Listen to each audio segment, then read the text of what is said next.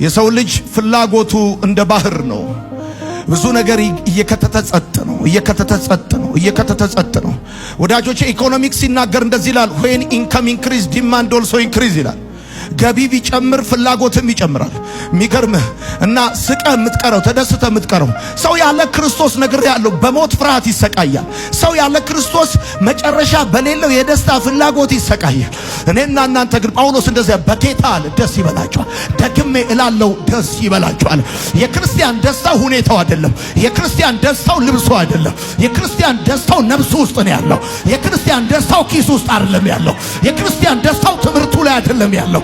የክርስቲያን ደስታው ከመንፈስ ቅዱስ የሆነ የማይቋረጥ በደንብ አርጋ አንተ አሜን እኔ ይመለከተኛል ሚል አሜን ይባረክ። የርካታ ልክ ነው ስለ የርካታ ልክ ነው። በመጠጥ እርካታ አታገኝም። በጫት እርካታ አታገኝም። በሲጃራ እርካታ አታገኝም። ለጊዜው ልደነዝዝ ትችላለህ። ነገር ግን ያ የወሰድከው ሐሺሽ ከደም ውስጥ ሲያልቅ እንደገና ተስፋ መቁረጥ፣ እንደገና ግራ መጋባት ይቀጥላል።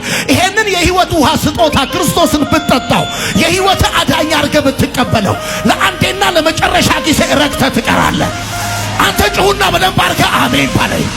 ከኔ የሚጠጣ ቢኖር አለ ዳግመኛ አይጠማም አለ። እኔ የህይወት ውሃ ነኝ አለ። ከሆዱ የህይወት ውሃ ይፈልቃል አለ።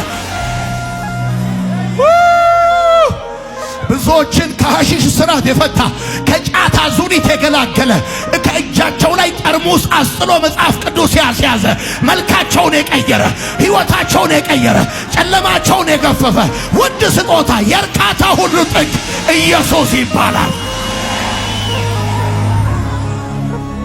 አንድ ሰው ስጦታ ሲሰጠው አልቀበልም ማለት ይችላል።